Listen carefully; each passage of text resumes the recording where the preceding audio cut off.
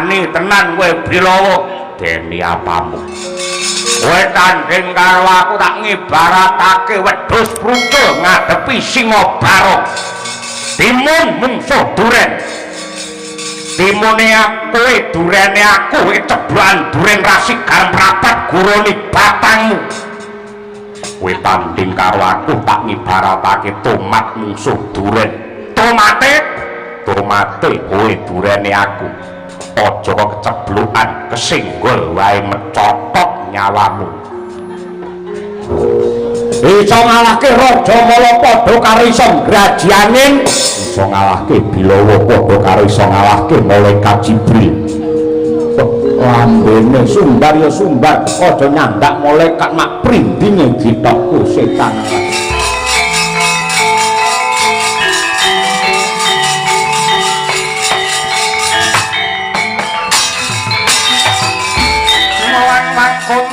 kumpul patang kedekan sayang gongkoro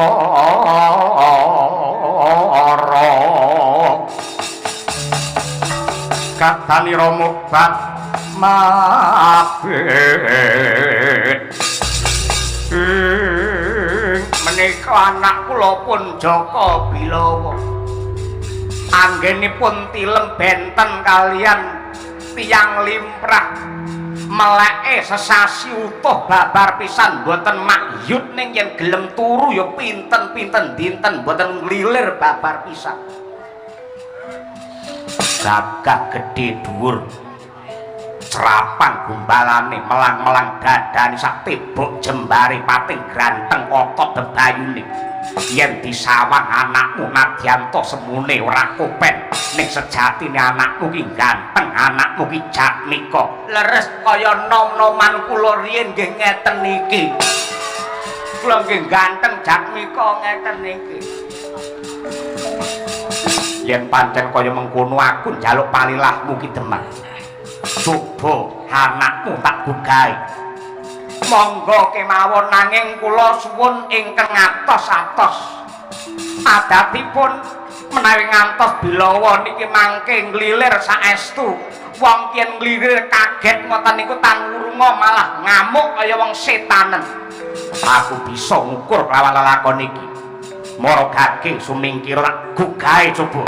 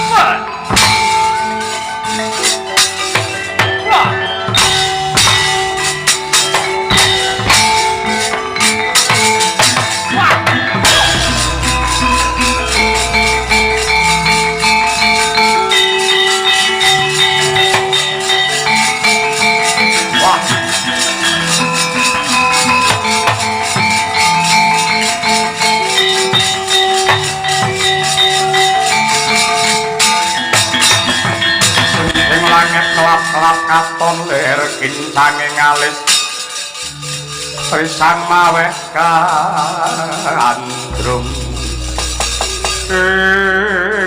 tublas iki janjane menungso apa ki Walakas ing atase tak taboki tak ajar tak tibani gaman wujude godhog obah wae ora nggih malah saya banter ling ngorok niku napa aturan ngoten niku. Ngono sak desa ning gugah dumateng Bilawa mboten enten kelakon. Mergo anggere digugat mung sambate ngoten ta. Ning bareng wis rabi biasane malah ganti wah ngoten niku.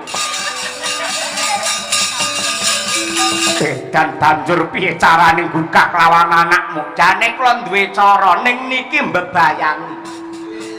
Tiyang tilem niku yen angel gugah-gugane waton dibubut wulu puhunipun tartamtu badhe nglilir. Wulu puhun ki apa? Wulu puhun menika wulu ingkang mapan wonten jejembol sikil niku yen mang babut mesti nglilir. Tenan saestu kula riyen nalika tilem niku kalih bojo kula dipun bubut wulu kula. Nggih jenggerat ngoten niku. Ya wulu puhun, sanes wulu liyane sing dibubut. Malah delawanan tekan dindi ora. Kowe sumingkira ning weling kula ingkang atos-atos wanya tangi kaget adate kaya wong setanen. Aku tetep waspada. Wis monggo menawi ngaten.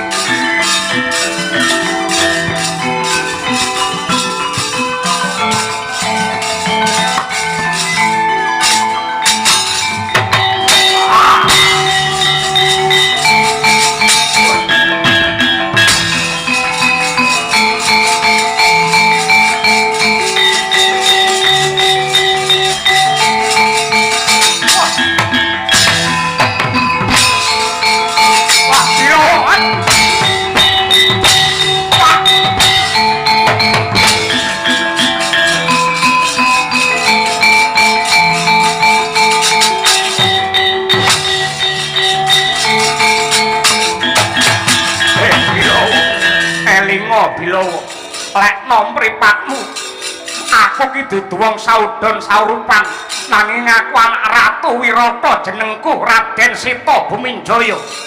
Kowe penggedhe kowe anak ratu teko ning pajagalan teko ning desa kudune gawe tentrem ora gawe tintrim. Dosaku apa luputku apa parantene malah gugak ngangge cara sing nista. Yen ra ngono kowe ra tangi kowe kebaing tata krama malang kadak menteleng karo anak ratu ora patut.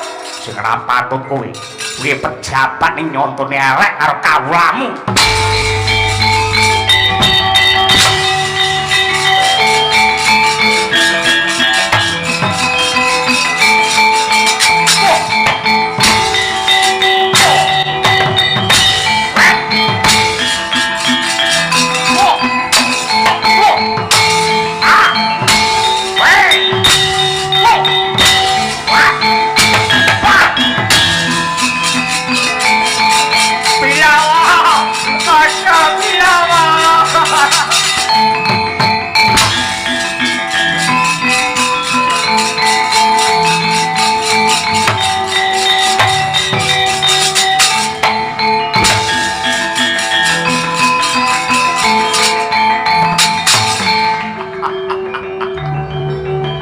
Dalan iki aku bisa dadar bisa nguji sepiro kasantosane bocah pejagal.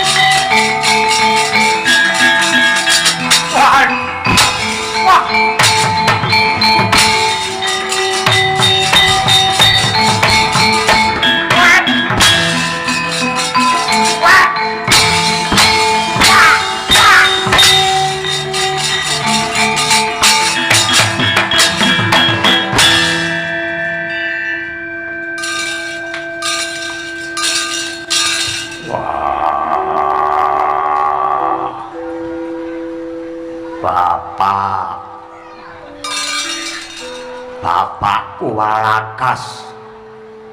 Tak kira lamun to kowe balane seta jebul kowe sing ngukir jiwa ragaku. Aku ora sengaja tanganku iki mau ngantem sirahmu, Bapak. Aku njaluk ngapura, Bapak. Kowe aja mati yen nganti Bapak Walakas mati sing momong Bilawa sapa. Bapak kowe tangiyo aku njaluk ngapura. Bapakku Walakas kowe tangiyo aku njaluk ngapura. Wah, nek sinden udo ae sapa? Endi?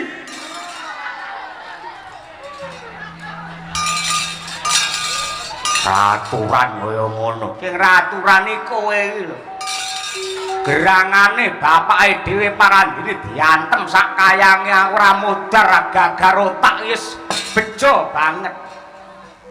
Minggir ora ajari Raden Seta, aja kok bacut-bacut ning. Iki mujudake nugraha gedhe sing bakal ndok tampa. Kowe calone dadi wong sing dipercaya karo Wirata supaya munah satru murka jenggugu karepmu dhewe.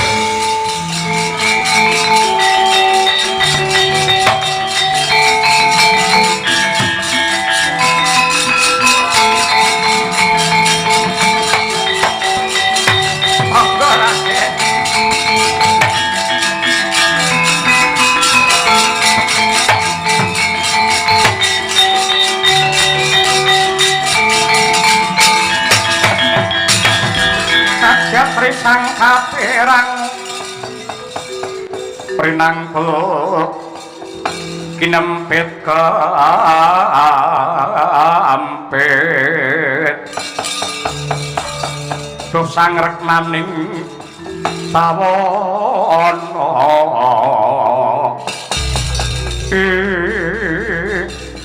kula ingkang nyuwunaken pangapunten tumrap patrapipun anak kula pun Bilawa ingkang murang susila ninggal ing tata krami. Ora dadi apa Ki Walakas, ya malah kanthi lelakon iki nyibarate sumur aku bisa njajaki sepira jerone, nyibarate gunung aku bisa ngunggahi sepira dhuwure. Pripalungguhan iki aku ora mangro tinggal, ora bakal mangu-mangu trek lamun tu anakmu si Jaka Bilawa minangka jago kraton nandingi jago saka kepatihan. Mula kang mangkono Ki Walakas, pripalungguhan iki uga anakmu si Jagal Bilawa bakale ndak jaluk ndak kanthi manjing oneng alun-alun Wirata munggah oneng Bladarwaja kenteng kawat tetandingan kelawan Paman Rajamala. Mboten langkung sendika ngestakaken dawuh monggo klaturing rumiyini lampah lan bekti kula katur dumateng paduka kula tak meling riyen dhateng anak kula pun Bilawa menika.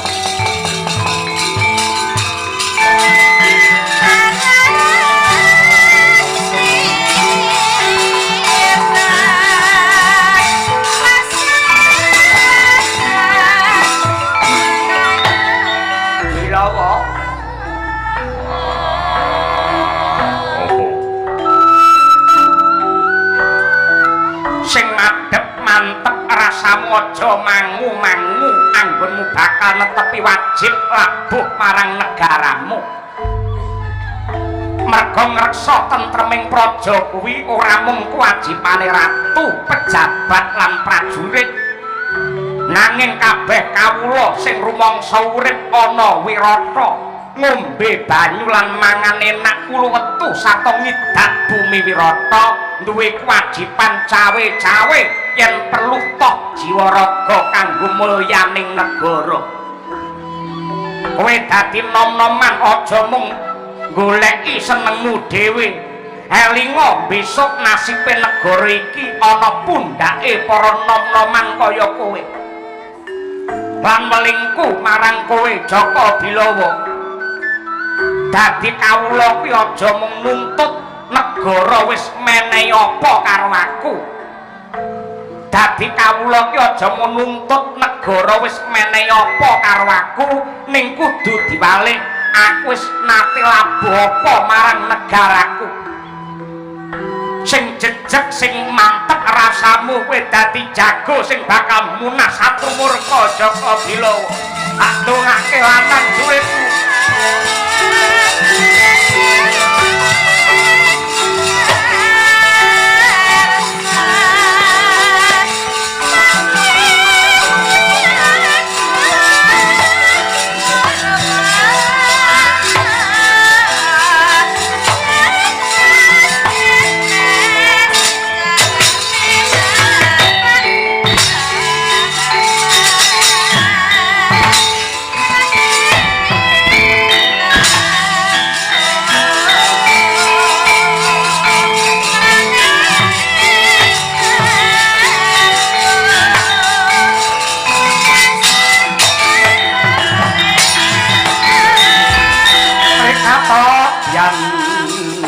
Pratasena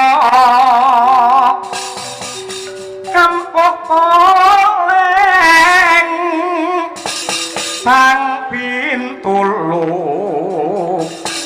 hati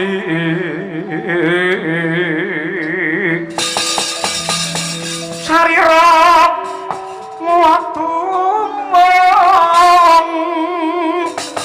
kotek wak simbar jojo yen ngendika kumeleger kaya guntur kadang panenggak Pandhawa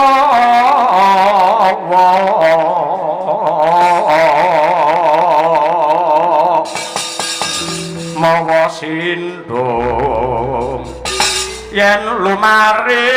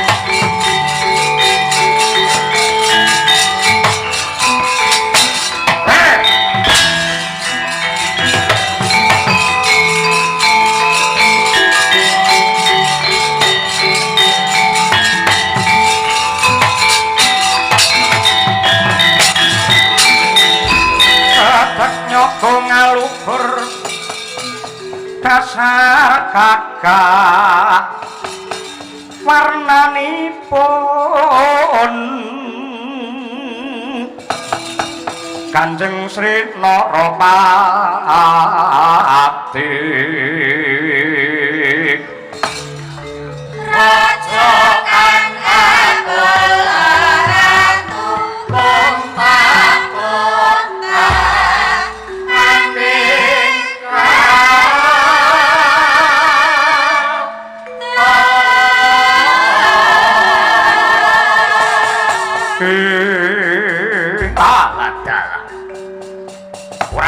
Wangling iki anakku lanang Seta Buminjaya. Nulinggih kasinggihan Paman Patih Kincaka sembah pangabekti kula mawan tuwang tuwa katur. Ya, ndak tampa gawe bombong ing rasa. Kepiye kabul kawusanane nalika semana? Paman wis minta klawang ingkang Rama Sri Bagindo Maksopati supaya dianakake adu jago menungsa ingkang mapan ana ing alun-alun negara Wirata lan ndak temtokake dina iki adu jago kudu diwiwiti. Apa kira-kira Wirata wis antuk jago? Nulinggih Paman, awit saking berkah pangestu jengandika Paman Patih Kincaka kula sampun kelampahan milih jago. Endi jagone? Ingkang mapan wonten sakwingking kula menika jago kula. Gagah gedhe dhuwur inggih. Bocah endi? Menika lare saking pajagalan atmajanipun Ki Jagawalakas naminipun pun Jaka Bilawa. Jaka Bilawa inggih kasinggihan. Yayi Rajamala, ana dawuh apa Kakang Kincaka? Iki calon mungsuhmu. Aja was kuwatir kang dadi rasamu aku sing saguh ngrimah-ngrimah balungi bagus. Seta gandeng iki wancine bedhug tengange, dasare para kawula kabeh wis tumplek-blek mapan ana ing alun-alun kepengin nekseni kaya apa ramene adu jago.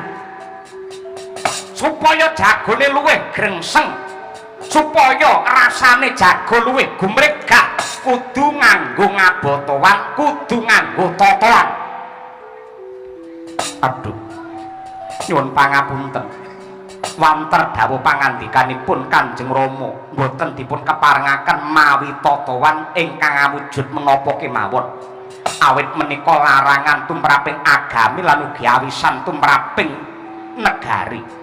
Yen ora nganggo totoan mesake jagone merga ki totoane nyawa. Ora kitang cilik-cilikan, ayo nganggo totoan.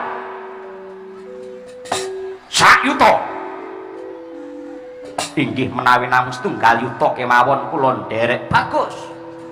Mosok anak ratu totoan kok mung sak yuta, diunggahke 10 yuta. Dereng napa-napa kok pun minggah 10 yuta. Kariwani apa ora?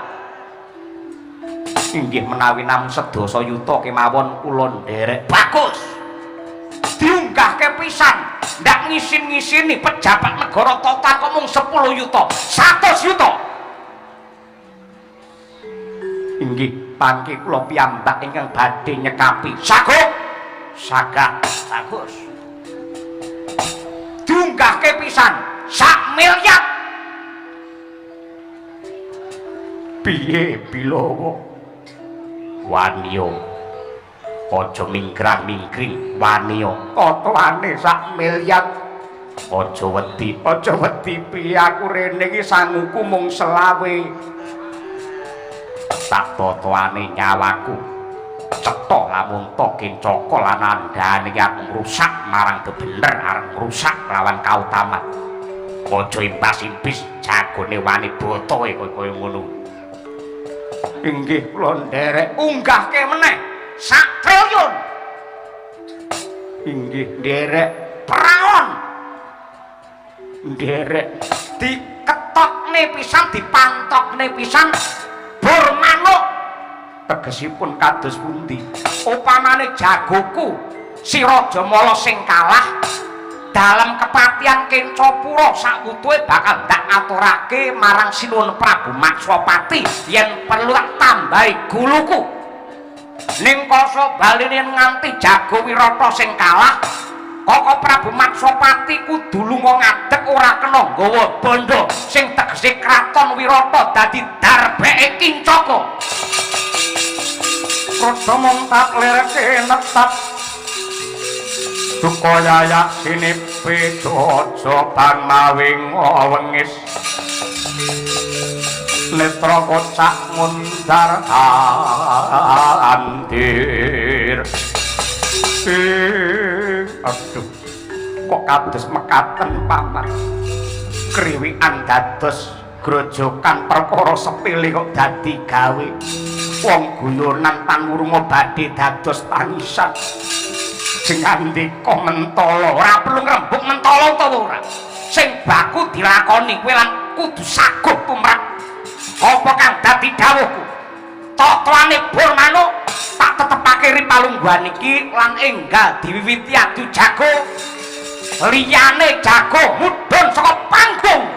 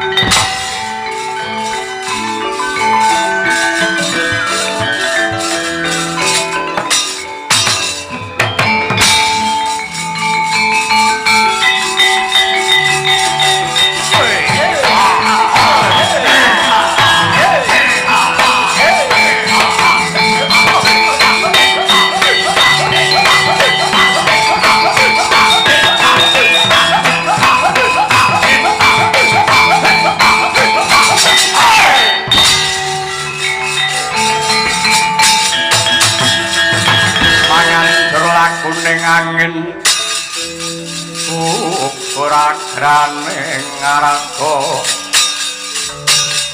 pura purnitara kakire-kire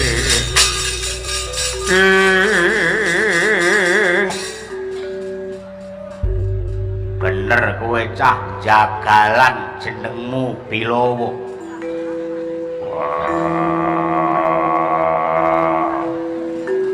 pancen kepara nyata ngerti ora kowe adu arep karo sapa iki senopati kepatihan jenengku Rajamala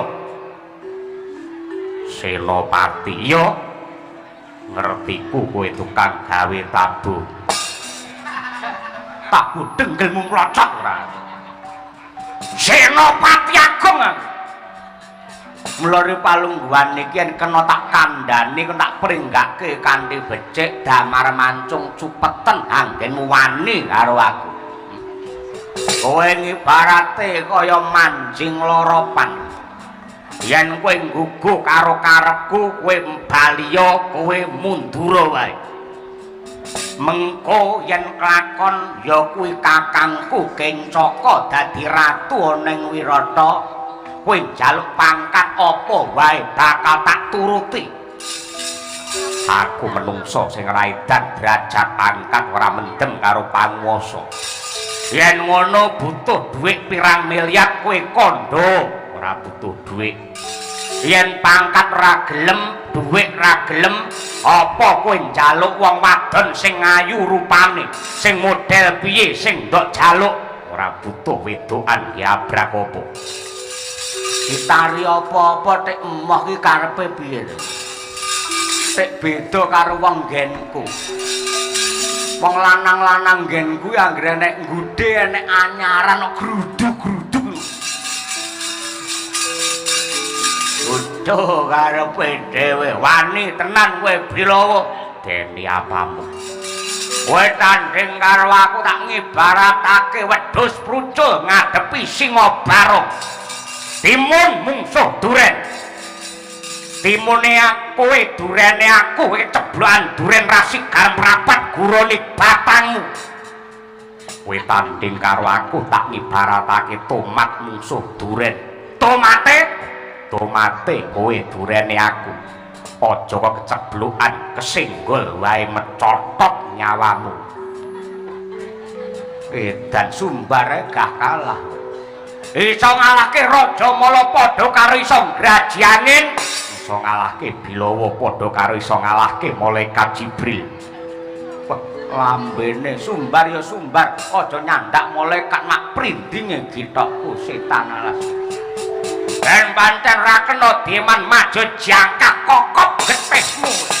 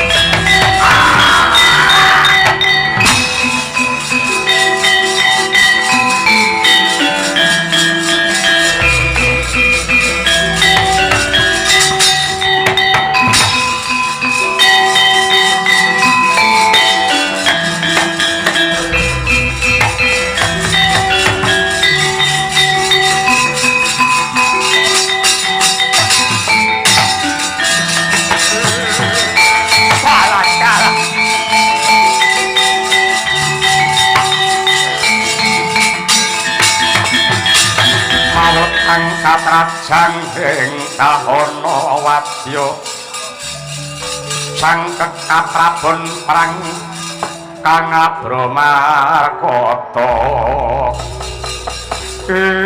wah ladalah babar pisan ora nduga mono we kadangku Rajamala ngletak ndrebabah depani lemah pun kakang kelingan apa kang dadi welingmu lamun to kowe temekeng pati cinemplungake ana madyaning sendang matari bakal bali urip malah wimbuh karosan ndak buktekke dina ki Wadyabala gotongane yo yo yo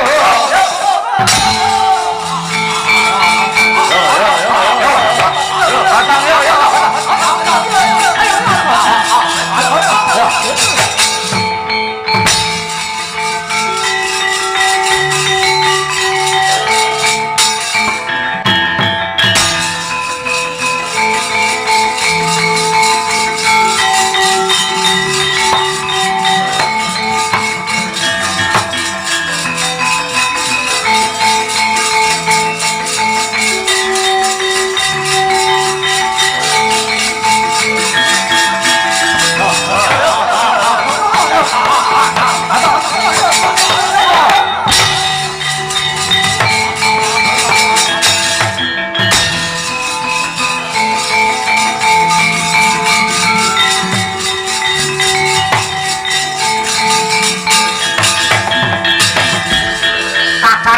kaya mangkono sorak gemuruh Prawadyabala kepatihan Kencapura sigra anggota kunarpanira sang Rajamala regregedeg mangkono bangkinira sang Senopati giya cinemplungake madyaning sendang watari yektine sendang kala wau dumados saking ibune sang Rajamala nenggih Endang Watari pramila datan aneh datan moka duwe kadidayang linangkung mangkono ana daya gaib ingkang makarti nadyan to sang Rajamala pejah nanging lamun to cinemplungake sendang watari bali urip gregah kaya wungu saka nendra piye